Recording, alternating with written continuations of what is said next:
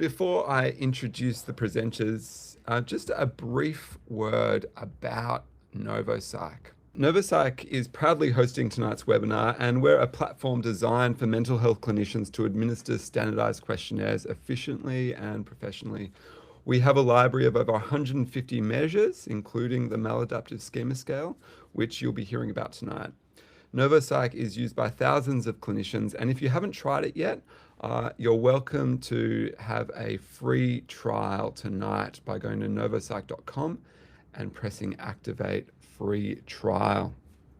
Of course, the MSS is available on Novosych. If you go to the assessment library and search for MSS, the content of tonight's webinar, the MSS is freely available online. You can self-administer it here, which I'd recommend, or download all the PDFs as well.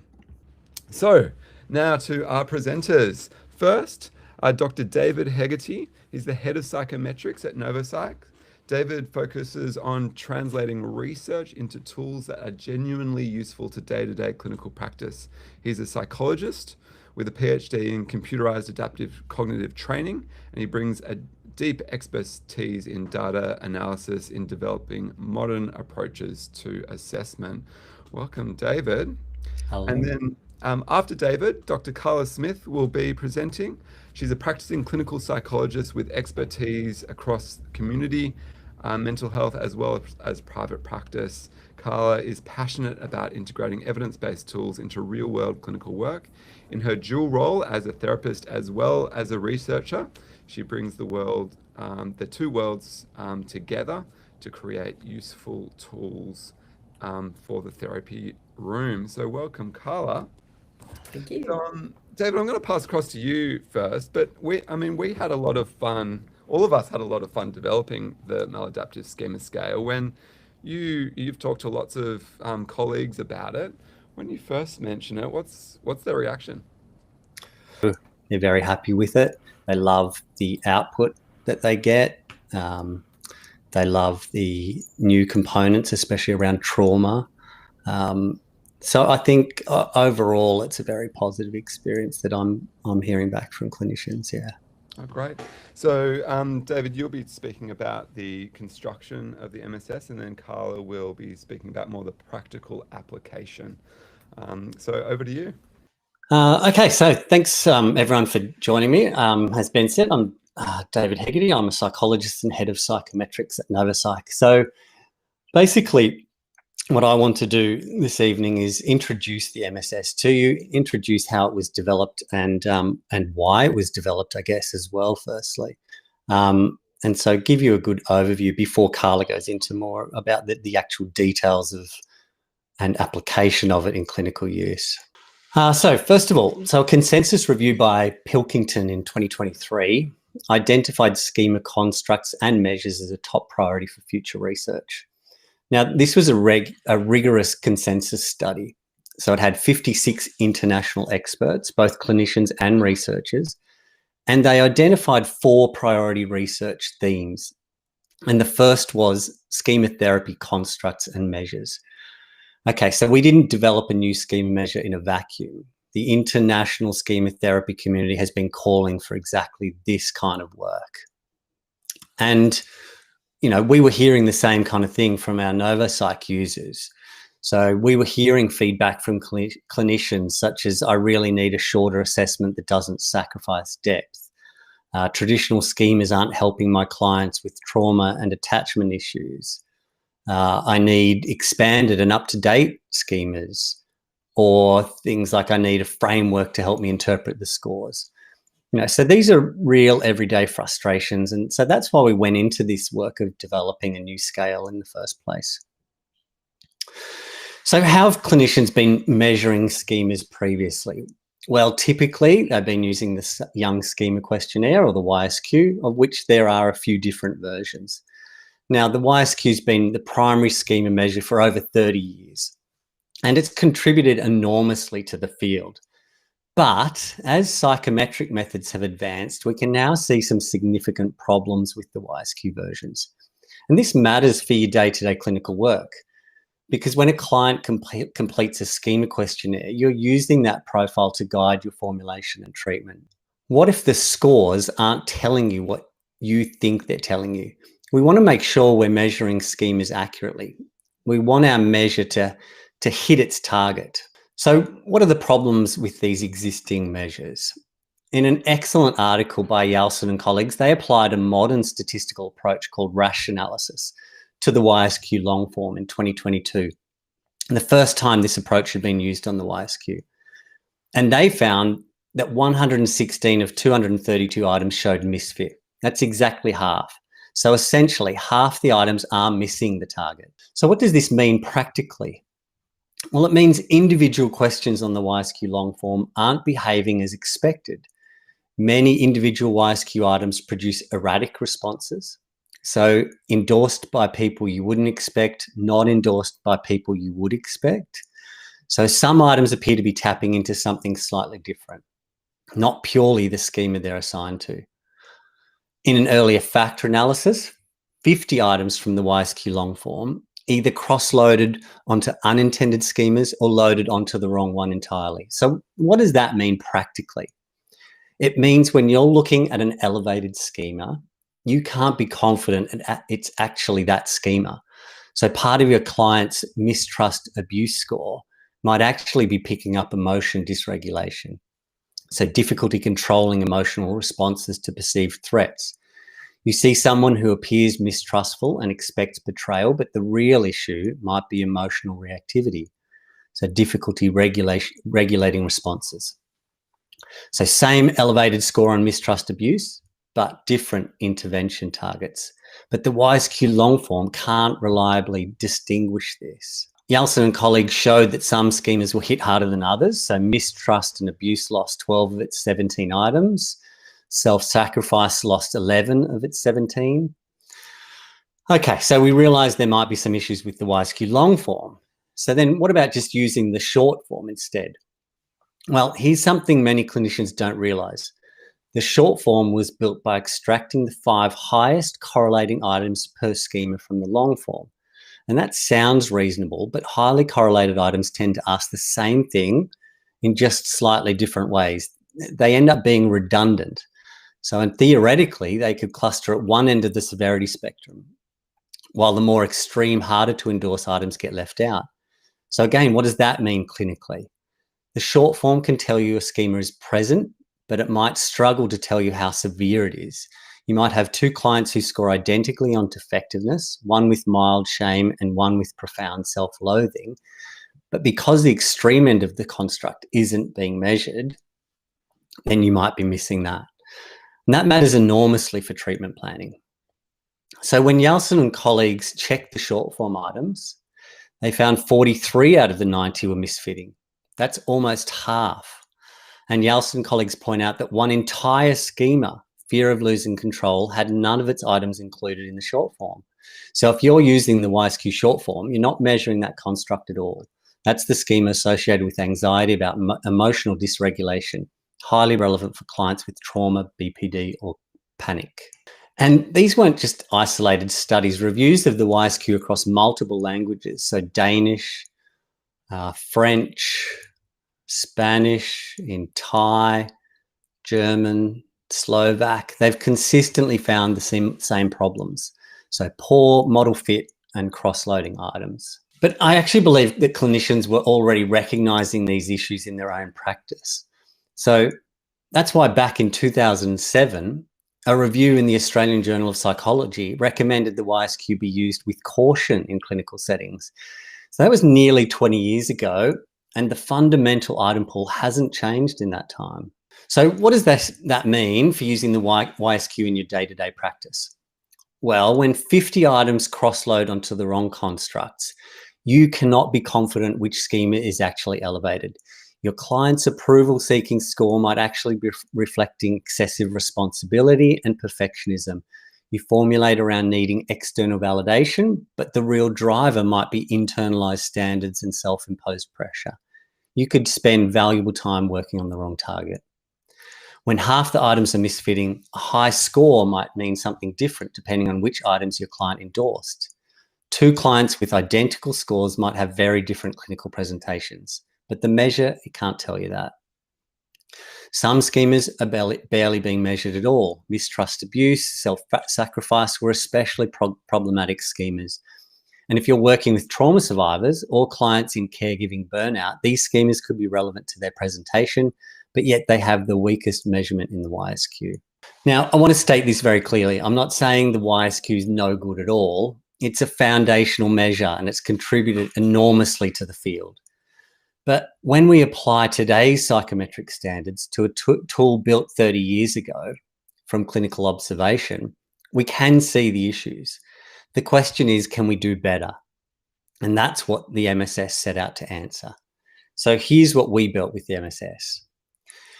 The MSS is 108 items measuring 27 schemas. That makes it 50% shorter than the YSQ long form, which means your clients aren't sitting there for 30 minutes clicking through endless questions.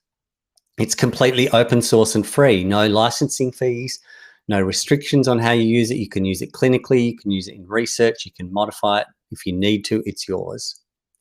We've integrated contemporary attachment theory and trauma-informed constructs that weren't in the original schema model. We've got evidence-based cutoffs derived from the 90th percentile of our clinical sample. So when someone scores high, you know it actually means something. And critically, it's been validating using RASH methodology, which is increasingly regarded as the gold standard for psychometric assessment. I'll show you what that means in a moment. And of course, importantly, it's been peer-reviewed and it's been published in the journal Assessment.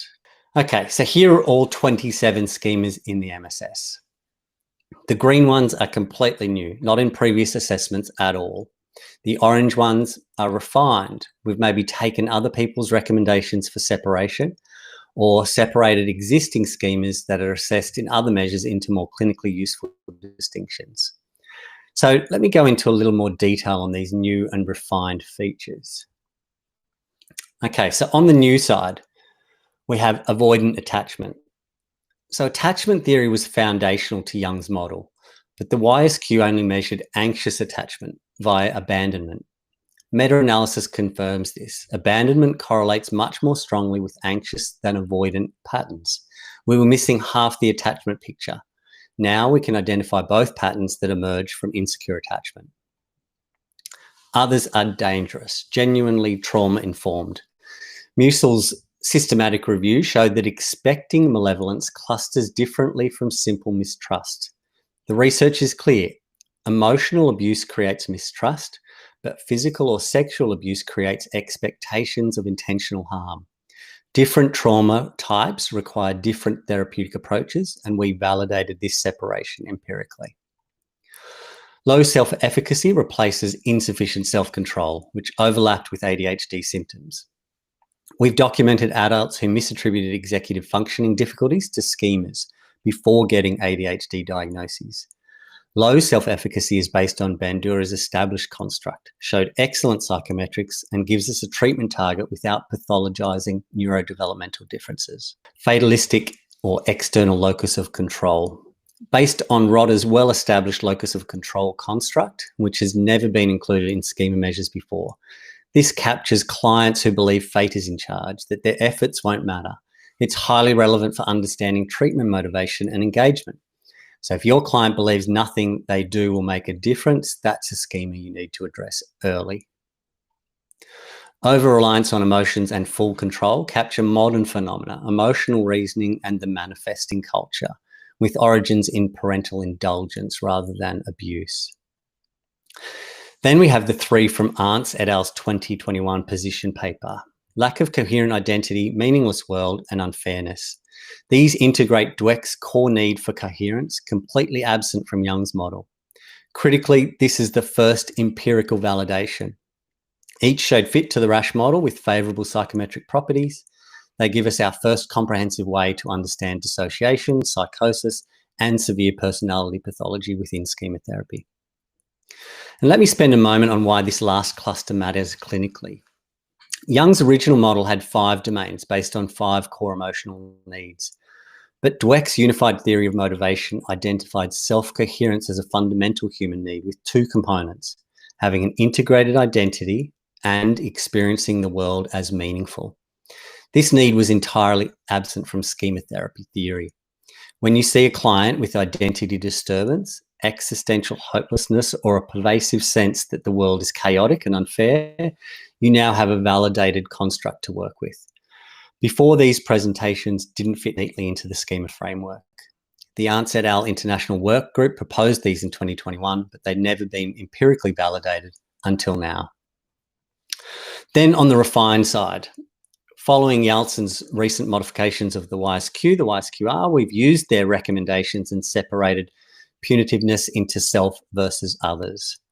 Mistrust abuse is separated based on mutual systematic review, and trauma research showing these create fundamentally different expectations requiring different interventions. And insufficient self-control was removed. The psychometrics were poor, and frankly, it was overlapping too much with ADHD symptoms, which is not helpful. So bear with me for a moment. This is where we get a bit technical, but it's worth it as the psychometrics are an important part of any scale. We tested the MSS on over 2,000 people, both clinical and non-clinical samples, in accordance with Monash University's ethics approval. That's a large, diverse sample, which means our results are stable. We're not making claims based on small number of university students.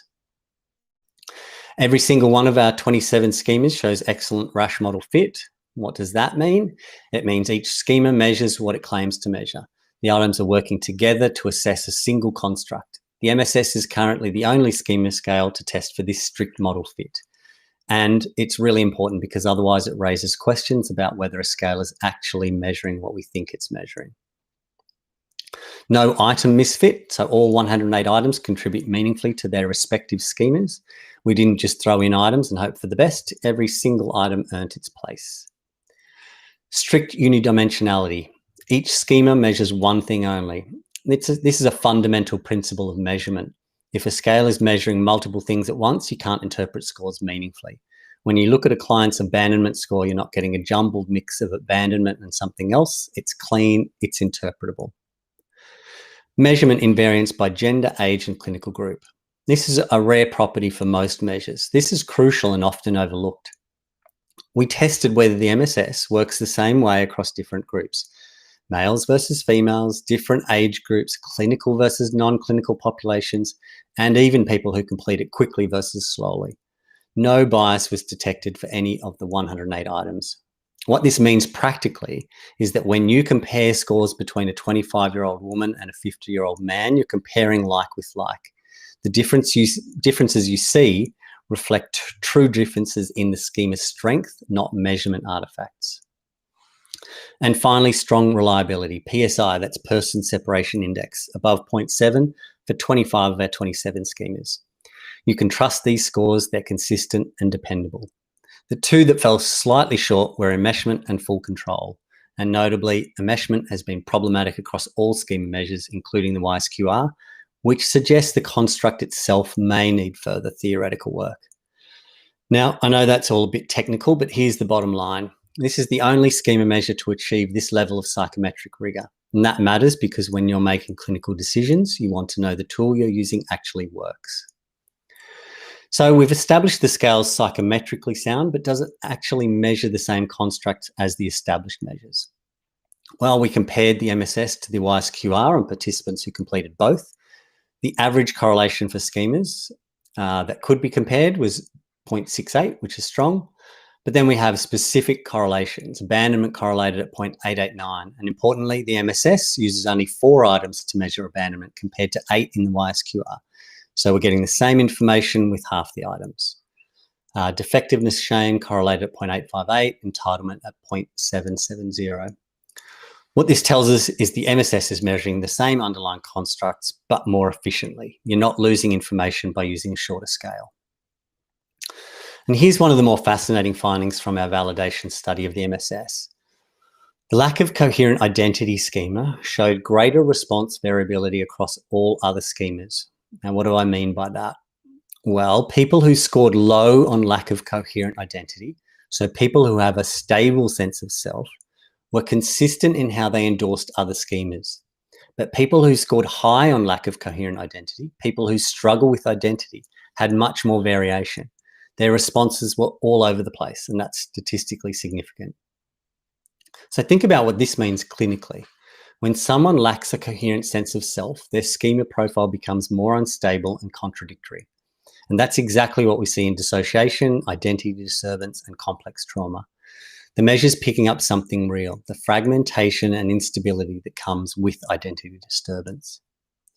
In fact, this was just recently further validated, where it's been found that when scoring high in both lack of coherent identity and vulnerability to dangerous world schemas on the MSS, then there's an 84% chance of experiencing clinically significant dissociation.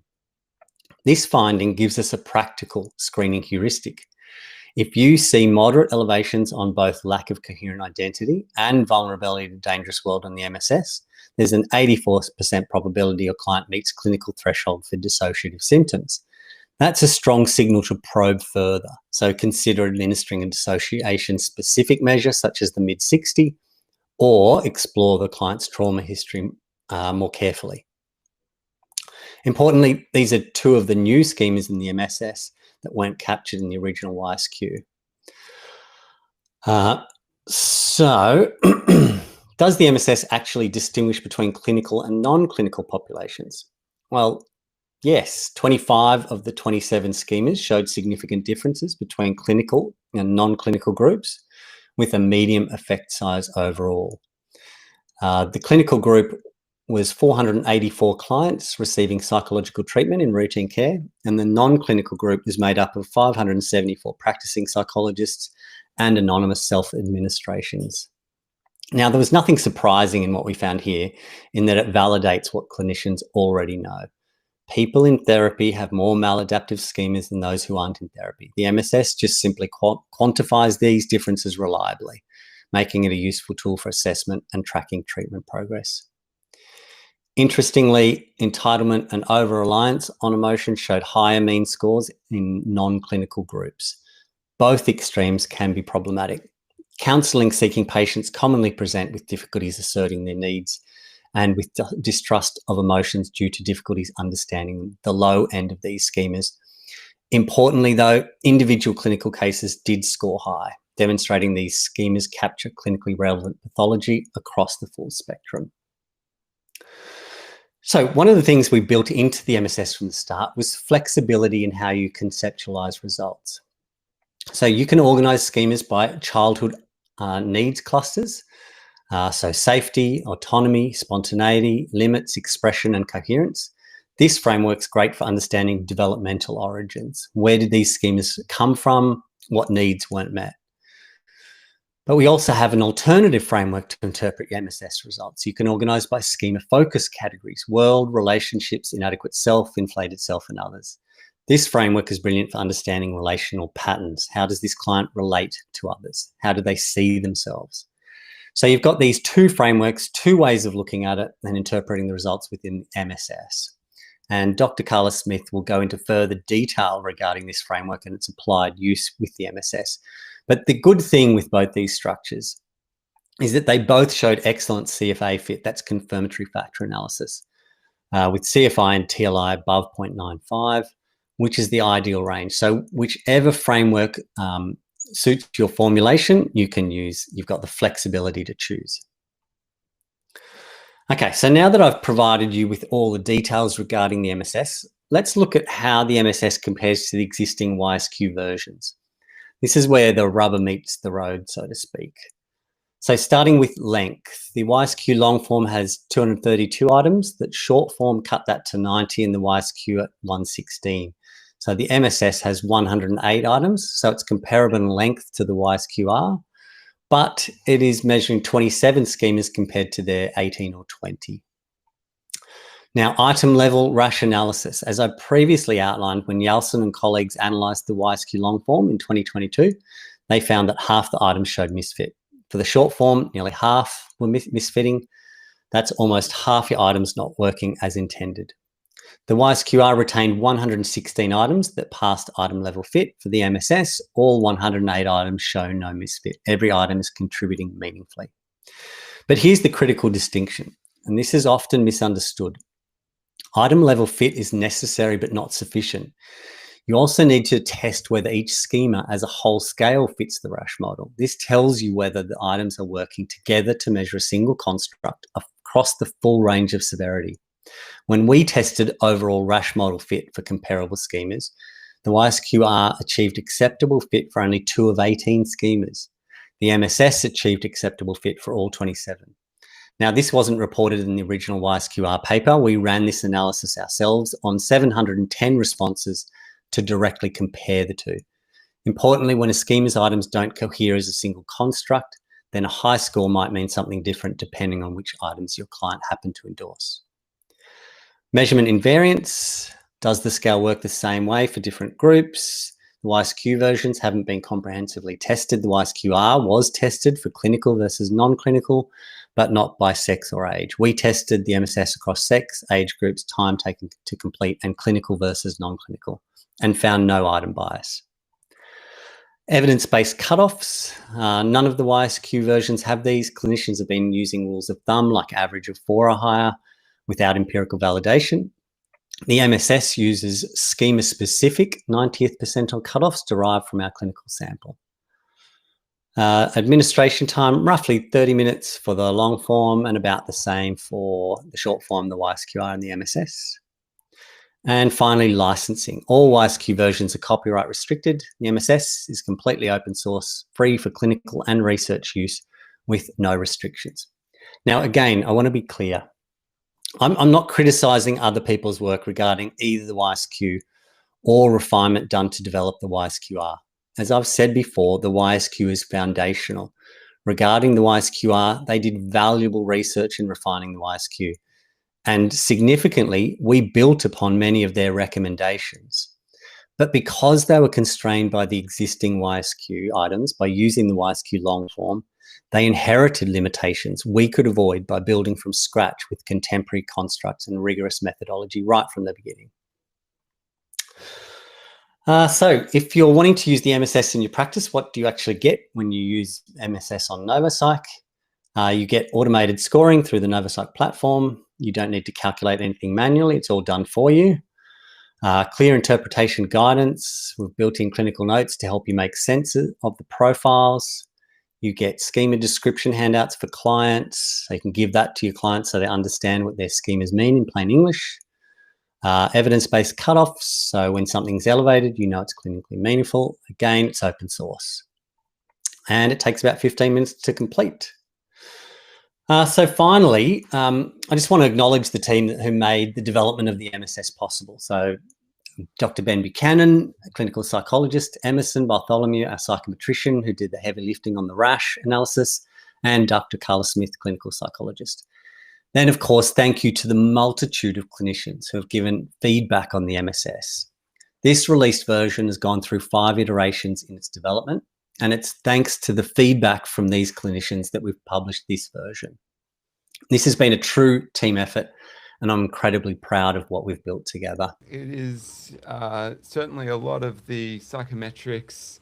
You summarized things that we took hours and months on in one beautiful slide, and I think the outcome is really good. I think we're going to go straight to Carla now. Yeah, thank you. So as Ben mentioned earlier, I'm a member of the research team at Novosych, and I was involved in developing the MSS, but my interest in the measure is also grounded in my own clinical work. So I'm also a practicing clinical psychologist, and in my own experience, I've found that understanding schemas is really helpful for formulation and guiding treatment, working across presentations. So tonight I'll be focusing on how the MSS can be used meaningfully in practice. So David has covered the psychometric foundations and theoretical underpinnings of the measure, and I'll be building on that by discussing the new schemas in more detail, formulation, and exploring how the MSS can be integrated across different therapeutic approaches. But before we head back to the MSS, it's worth just briefly grounding ourselves in what we mean when we talk about schemas, and I'll move fairly quickly here, as I'm conscious that many of you will already be familiar with it. So at its most basic level, we can think of a schema as an organising principle or a framework we use to make sense of our experiences. So they function as lenses through which we see ourselves, other people, and the world more broadly. Schemas are multidimensional, so they're comprised not just of cognitions or beliefs, but also emotions, sensations, and networks of associated memories, often from earlier in life.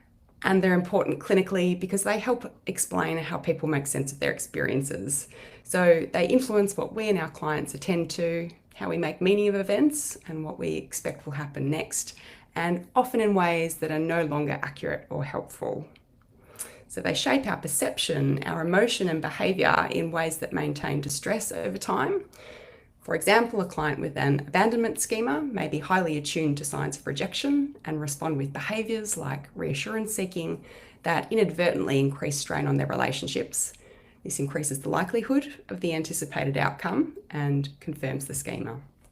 So in this way, identifying maladaptive schemas helps us to understand why particular emotional and behavioural difficulties persist over time. They often sit beneath the difficulties that bring clients to therapy and help us move beyond describing symptoms to targeting the core issue. And this is particularly helpful in complex presentations like personality disorders and those including trauma histories, where there can be multiple diffuse or overlapping symptoms. In these cases, identifying the schemas that underpin the presentation provides us with a unifying formulation that makes sense of apparent complexity and helps us to move away from managing multiple surface level problems. And schemas also enhance collaborative formulation. They provide a framework that helps clients make sense of their difficulties without pathologizing. And so schemas can provide this conceptual framework for understanding our clients across therapeutic modalities. As David spoke about earlier, they're central to schema therapy, which was developed by Jeffrey Young and colleagues to treat complex and enduring difficulties. And in schema theory, a particular subset of schemas, maladaptive schemas formed as a result of early life aversive experiences, is thought to underpin chronic emotional and interpersonal problems.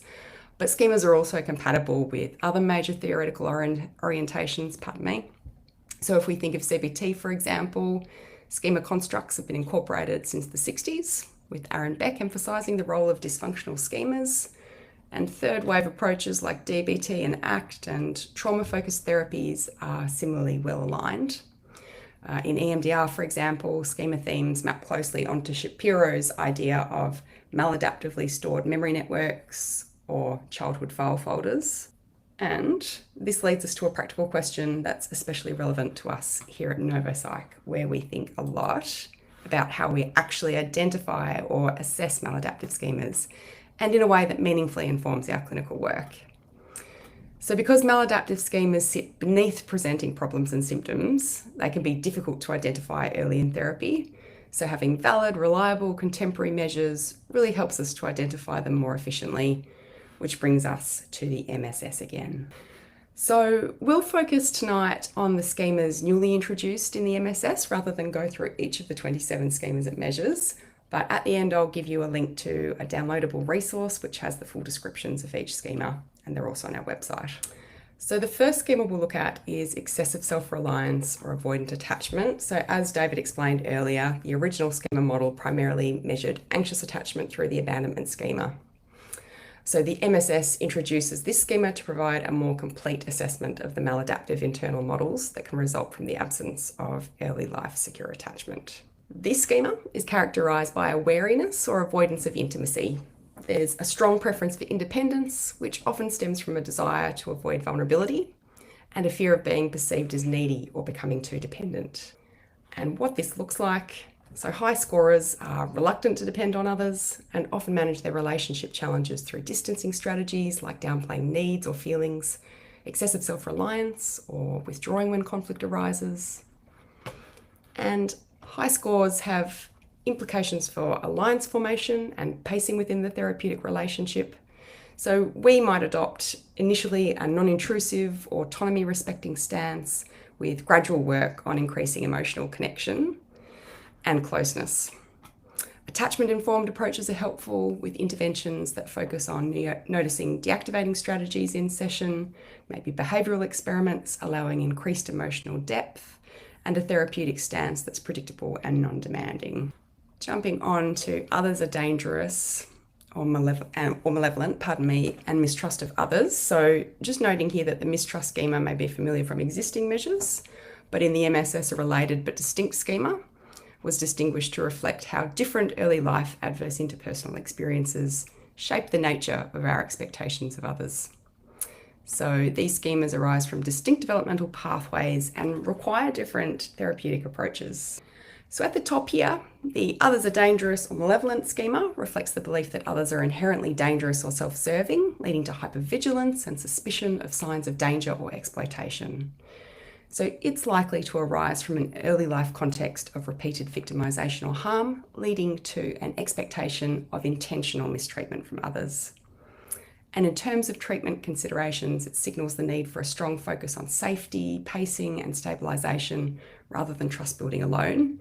And it has direct implications for treatment readiness in this way, and taking a trauma-informed approach will be important. On the other hand, at the bottom there, the mistrust of others schema involves the expectation that people are deceitful, unreliable, and likely to hide their true motives.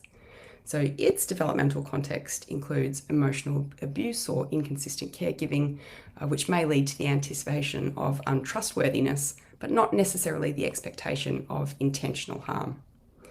So in the room, it might show up as testing, guarded disclosure, or skepticism about the therapist's motives. So emphasising transparency, predictability, and repair within the therapeutic relationship is going to be important for trust building. And emotions also help to distinguish them. Others are dangerous is characterised by emotions like fear, anxiety, and hostility, while mistrust of others is accompanied by suspicion, uncertainty, and also anxiety. So next up, we have the low self-efficacy or weakness schema. And this involves a pervasive doubt in a person's ability to cope with challenges or solve problems, and a self-perception of being incompetent. These clients often experience tasks as overwhelming and may feel easily defeated by difficulty. There will often be feelings of inadequacy and helplessness, and avoidance of challenges that test their confidence. And clinically, it provides us with a framework for understanding avoidance and helplessness, and a clearer target for intervention, rather than framing these difficulties as poor frustration tolerance or a lack of discipline.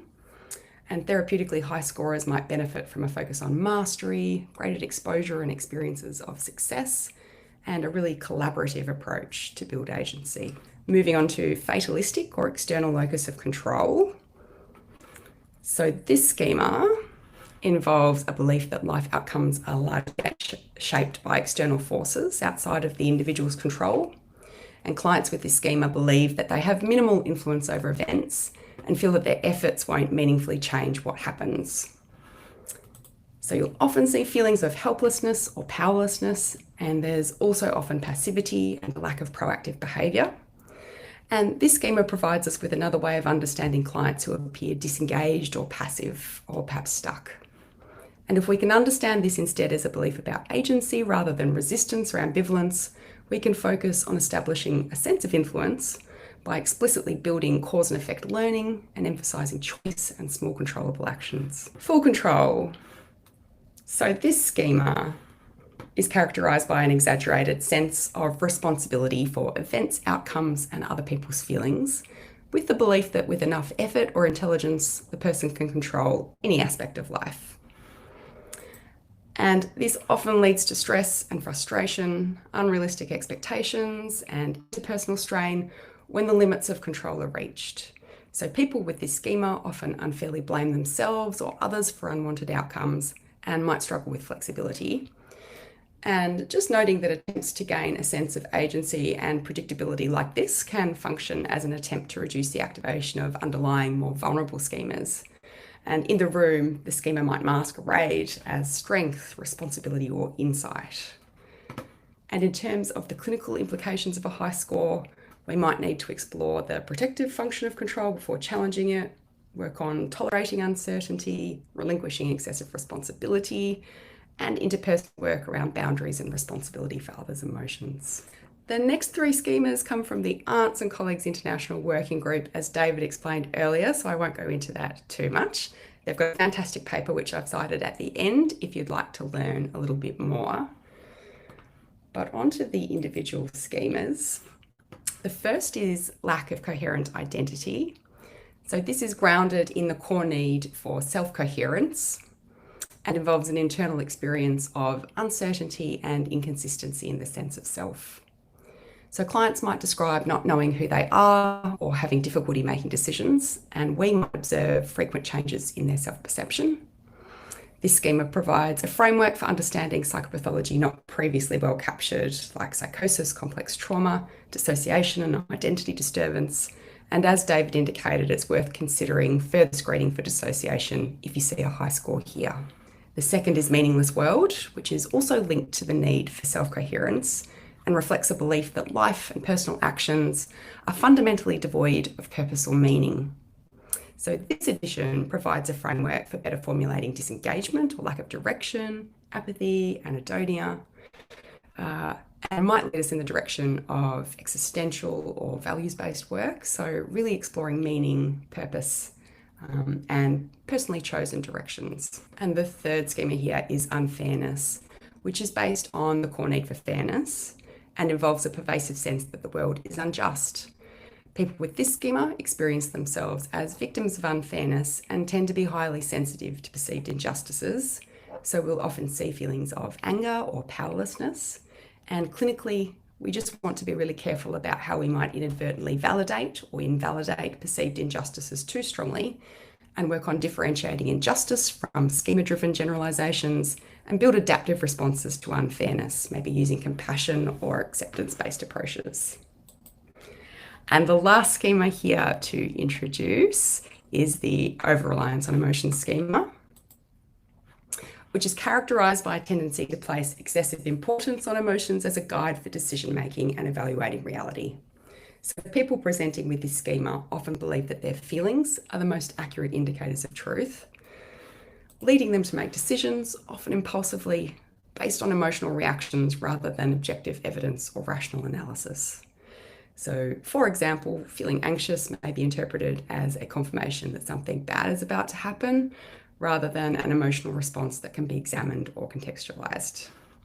And there are many ways you might approach working with this schema, like differentiating affect from evidence, teaching skills consistent with DBT's wise mind to help clients integrate emotional experience and rational analysis. So here we're aiming to preserve emotion awareness, but bring flexibility to how they're consulted for information, while also strengthening and integrating skills for rational analysis.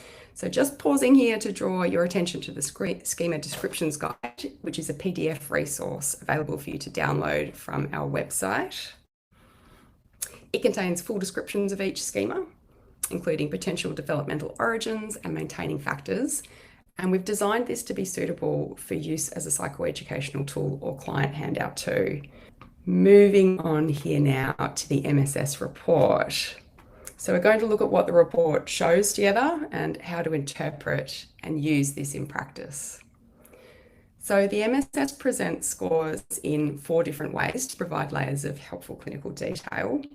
So you have individual schema scores presented as average scores and percent in agreement scores.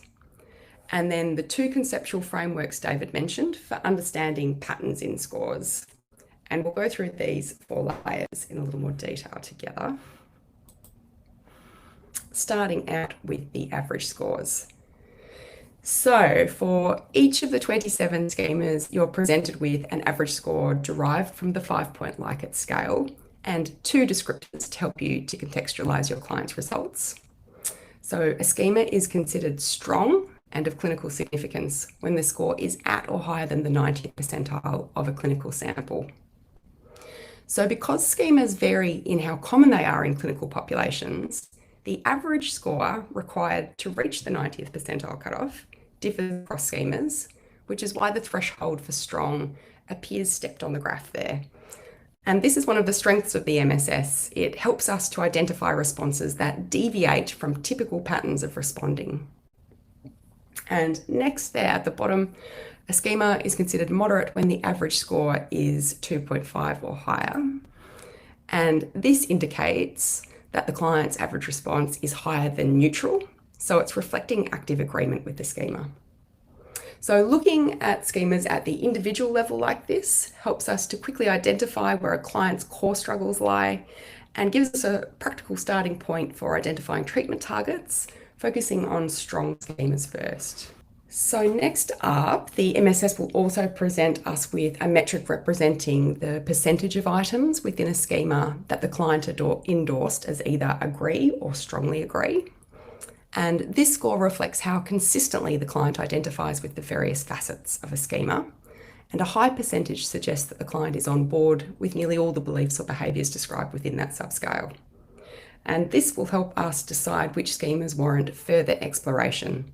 So even if an average score is not at the 90th percentile or strong, a high percent in agreement tells us that it's a fairly pervasive or rigid schema that may be clinically relevant. So just looking at the table there on the right, you might check the excessive self-reliance score, which is in pale pink and moderate. So it's not strong or unusually extreme, but the client expressed agreement with 75% of the items, so we could explore this further with the client or monitor for evidence. You might also notice here that the emotional deprivation schema has the same average score and percent in agreement, but is highlighted in red as strong. And that's because strong, remember, is defined relative to a clinical population. So for emotional deprivation, this score falls at or above the 90th percentile, meaning that it's unusually high compared to other clients, while it's not as unusual to see this score on the excessive self-reliance scale. So both schemas are actively endorsed, but emotional deprivation is unusually elevated, whereas excessive self-reliance is not. So in short, the average score tells you how intense a schema is and can contextualize it relative to a clinical population, and the percent in agreement tells you how broadly the schema's themes are endorsed. So looking at individual schemas and prioritizing strong schemas as treatment targets is helpful when a handful are elevated, but what if things are more complex? So let's consider John, a 35-year-old man presenting with burnout, chronic stress, and depressed mood. He describes feeling constantly drained and resentful, but also guilty for feeling that way, and struggles to clearly articulate what he needs from therapy and worries that complaining too much might damage relationships. In his relationships and at work, John tends to avoid conflict and defers to others' opinions, even when he privately disagrees. He's highly self-critical following mistakes, and although he often feels treated unfairly, he rarely expresses anger directly and instead internalizes blame. When we look at his MSS profile, we can see a complex picture emerging. He has 9 strong schemas, all at or above the 90th percentile, which is our evidence-based cutoff for clinical significance. And clearly this creates complexity for case formulation, but brings us to the MSS's dual conceptual framework again. So we're moving beyond the level of individual schemas and zooming out now to look at 2 frameworks for conceptualizing patterns of results across schemas. And it's helpful for complex presentations to look at formulation through this lens. They're complementary models for understanding the challenges our clients present with and give us flexibility for case conceptualization. So we've got the childhood unmet needs framework, the schema-focused framework. Here we go. So the first framework, the developmental lens, this organises schemas by childhood unmet needs. So it helps us to understand patterns in the origins and basis of a client's schemas. And as David mentioned earlier, in schema therapy, needs have been organised into 5 domains that theoretically underpin the development of early maladaptive schemas, but the MSS includes this 6th cluster, coherence and fairness, based on the work of Arntz and colleagues. So elevations within a needs cluster suggest that multiple schemas may be different expressions of the same underlying unmet need. And a cluster score of 2 or above suggests a chronic disruption within that core need domain. And this framework is particularly valuable early in treatment for case conceptualization, particularly in complex presentations like John's, as it organises multiple elevated schemas into a coherent big picture and allows us to target a unifying unmet need rather than working through schemas one by one. It's also helpful for psychoed, providing a developmentally informed and non-blaming narrative of how childhood unmet needs shape enduring adult difficulties and linking current difficulties to responses that were previously adapted.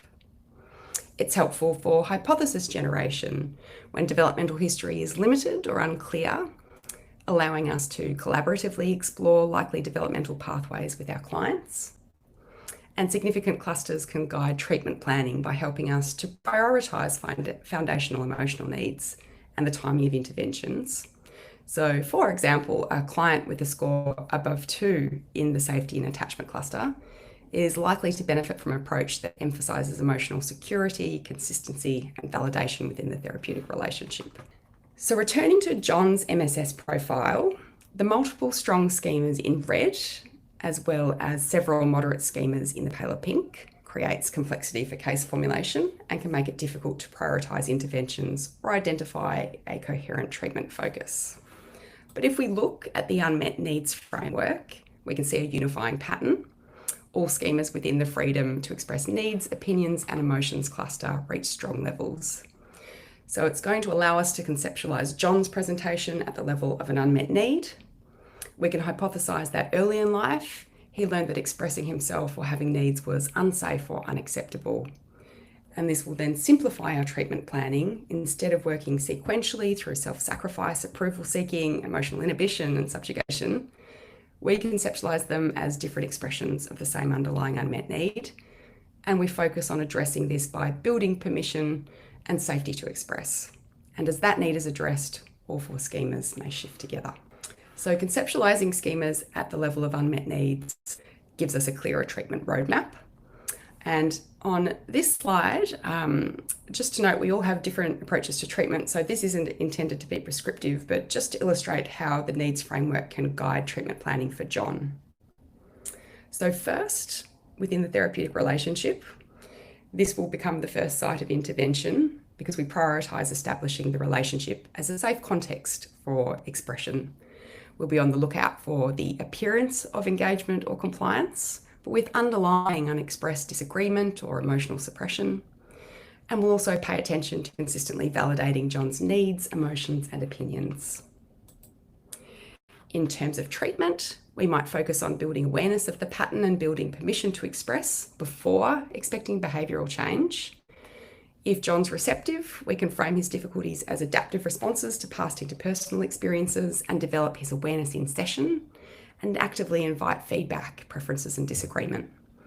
And we might be doing cognitive work or experiential work, focusing on instances of early learning around suppressed needs and feelings, where the aim is meeting the underlying need for freedom to express. And then we might introduce small, safe behavioural experiments, starting with the therapeutic relationship. And just noting that later, individual schema modification work may still be useful, but it's more efficient because we've already been addressing all 4 schemas through the lens of that core need. Okay, so we'll move on now to the second framework, which organises schemas according to where a client's difficulties are primarily directed in the present. So the schema-focused framework moves us beyond a list of elevated schemas by identifying themes in where they're currently operating or where distress is most actively expressed. So in our world cluster, we have schemas focused on beliefs about the external environment and what to expect from it. So these clients see threat, chaos, or injustice as inherent to the world itself, not just specific people or themselves. The relationship cluster contains 8 schemas about how one relates to others and patterns of connection. And this is the interpersonal dimension, how the person navigates closeness, autonomy, and belonging. Inadequate self contains 7 schemas reflecting negative, deficient, or critical views of oneself. These are classic internalizing schemas. Inflated self contains 3 reflecting grandiose or elevated views of oneself. They're often seen in narcissistic presentations and can function as compensatory schemas masking underlying inadequacy beliefs. And finally, the other people cluster contains schemas focused on what to expect from others. So these are externalizing schemas. Others are the threat or the problem, not the self. A score of 2 or above, again, is clinically meaningful. And this framework is particularly useful when a present-focused or time-limited approach is needed. So perhaps when a client is not ready or willing to participate in developmental or childhood-focused work. And it can help us to anticipate therapeutic relationship dynamics, how we as the therapist may be perceived, what relational roles the client might invite, and how to pace the relationship. And again, it helps to organise our case formulation, so we're working at a higher level of abstraction. And because the focus categories reflect where schemas are enacted, they also naturally inform our treatment approach. The framework is often immediately also intuitive and engaging for clients, particularly for those who struggle to access developmental experiences. They might find it easier just to reflect on how they see themselves, other people, or how the world feels to them. So we're just going to jump back here to treatment approaches to throw some ideas out. In terms of a clinically meaningful world score, we gather that the client difficulties are grounded in how the external world is perceived.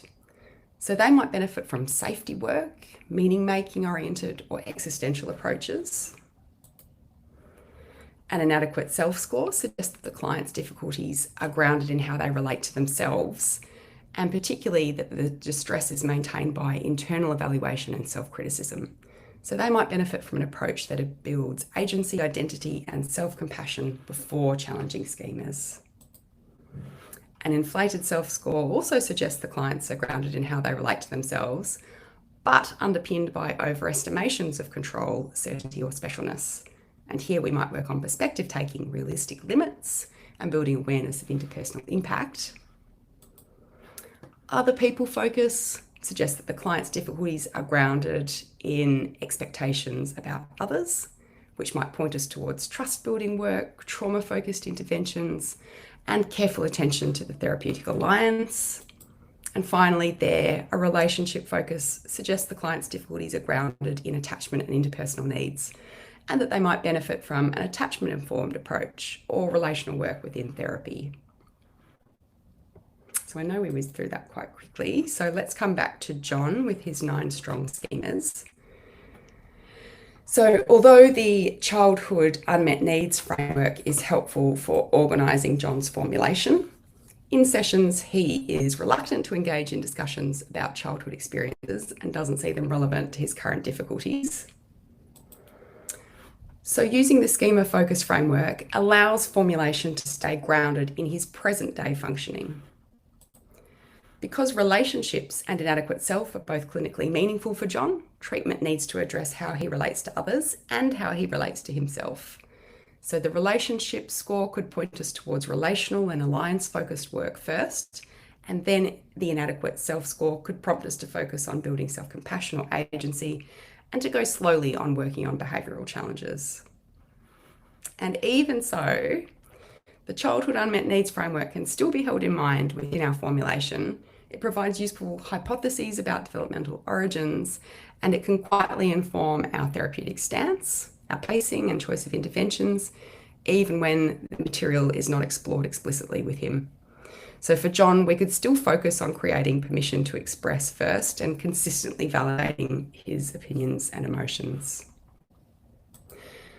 So you've got 2 ways of looking at and interpreting results within the MSS, with each answering different questions. We can look at how schemas develop and the unifying unmet needs underpinning them, or where and how our clients' maladaptive schemas are currently operating. So use whichever framework best suits your formulation, taking into account both your conceptual approach and which framework your client is most likely to engage with, understanding their problems. So when you're reviewing an MSS profile, here's just a simple way to structure your approach. So just quickly, you'll first identify strong schemas, as these are the most likely to be contributing to the client's current distress and presenting problems. They're our primary treatment targets. But if multiple schemas are strong, you might use the percent in agreement score to help prioritise schemas, as this highlights which schemas are pervasive or rigid. Next, you'll identify moderate schemas with a high percent in agreement for further exploration, as these might still be clinically important, particularly for those who underreport or don't yet have strong insight. And you're looking for patterns. Across the frameworks to organise the formulation, the core needs framework to understand the likely developmental themes behind the results, the schema focus categories to identify where and how schemas show up in the client's daily life. So the aim isn't to apply these steps rigidly, but just to support a formulation that will be clearly useful and coherent. We can also be sharing the MSS report to collaboratively develop and share a formulation with clients, and doing this helps us deepen our understanding of any client's difficulties across therapeutic frameworks. And in the interest of time, I might just skip over this a little bit. Just noting again that there's a schema descriptions handout that you can share with your clients. And jump forwards here to how you might use the MSS in practice across modalities. So we can be using the MSS to inform our treatment planning by helping to prioritise targets, perhaps working at the level of individual schemas. Or if the presentation is complex, the two frameworks allow us to work at a higher level of abstraction before narrowing to individual schemas. So starting out with schema therapy, of course, the MSS sits very neatly within schema therapy, where schemas are a central unit of formulation and a direct target for intervention. But the MSS can help us identify core beliefs in CBT that drive automatic thoughts and behaviours, which is particularly helpful if you find yourself stuck, spending multiple sessions excavating through Socratic questioning. It can help us identify negative cognitions for EMDR processing, and these can be difficult to uncover in session. And it can also help us identify potential blocking beliefs and inform our choice of interweaves, particularly in consideration of unmet needs. And just interesting to think that low schema scores can also point towards potential existing strengths that can be developed. So a low social isolation score might suggest the client has experiences of connection and belonging that could be developed into resources around relationships and support. If a client has a strong punitiveness schema, compassion-focused interventions might be particularly helpful. And working within a CFT approach more broadly, high scores on this schema might also indicate clients who will struggle to activate their compassionate self and may need extended work on the costs of self-criticism before building self-compassion. And in DBT, the MSS helps us understand schemas that underlie maladaptive personality traits, and the concept of emotion-mind parallels the over-reliance on emotions schema. Just skipping through here. Just finishing with ACT, the MSS can be useful for identifying schemas that map onto the ACT core processes and help us to select appropriate interventions. So, for example, elevations on the meaningless world schema might cue us to prioritise values clarification, values-based goal setting, and committed action, while high scores on lack of coherent identity might benefit from self as context work.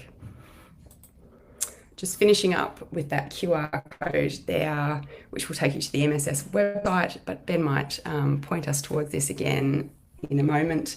So you'll find here the validation paper published in assessment, the MSS users manual, and the schema descriptions guide, which is handy for client resources. And I might finish up there so that we have some time for questions and other bits and pieces. So thank you for bearing with that. Thank you, Carla. Really lovely to see how the MSS can be used across so many different modalities. We've got a few questions for you. Emerson, you're up first. Jim asks, curious about how you determine item misfit. Thanks for the question, Jim. I might be a little biased, but I think it's a great question. The short answer is we use a statistical method called Rasch analysis, which checks whether each item in the schema is doing its job, essentially, compared to what's expected by the Rasch model. So more technically speaking, if you're interested, item fit is a specific term in Rasch analysis, and it's determined by a fit residual. And that's a standardized difference between a person's observed response to an item and the response that's predicted by the Rasch model, given their overall trait of, say, dependence, for example.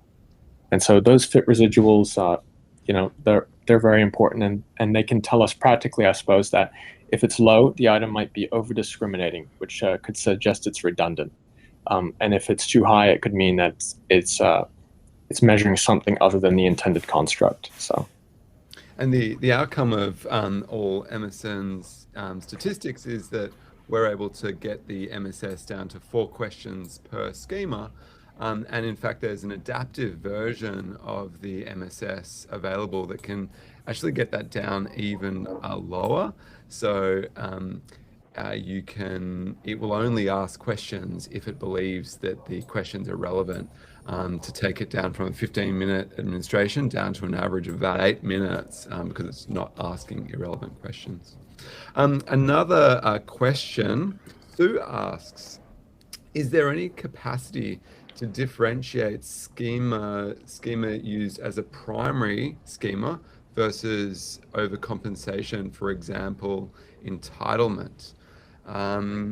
Emerson or Carla, any response to that? I would say that the MSS, much like the YSQ, it measures the strength of schema endorsement itself. So it's not directly differentiating whether a schema is operating at that primary schema level versus an overcompensating coping response. But I suppose if we look at the whole MSS profile, it can certainly inform that clinical reasoning. An example could be that if a client scores high on entitlement alongside elevated defectiveness or low self-efficacy, that pattern might suggest that entitlement is functioning as an overcompensation rather than a primary schema. And one of the additional schemas that we added was called full control, which is the mistaken belief that if you try hard enough, you can control everything. And what we did find in early iterations of the analysis, we actually had another schema called self-deceptive denial, which is sort of this overcompensation, trying to measure overcompensation. But we actually took it out for psychometrics reasons. But full control is a classic overcompensation schema, and highly correlates with self-deceptive denial. The last question, guys, could you give an example of how you would word the results to a client?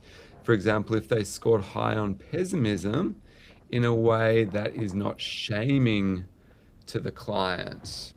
So that's a good question. Can I just, if you have a look at the resources, we've described the schemas in a way that is non-pathologizing for the clients. And so that might be a helpful way. And also the descriptions that we've provided talk about the potential origins of the schema.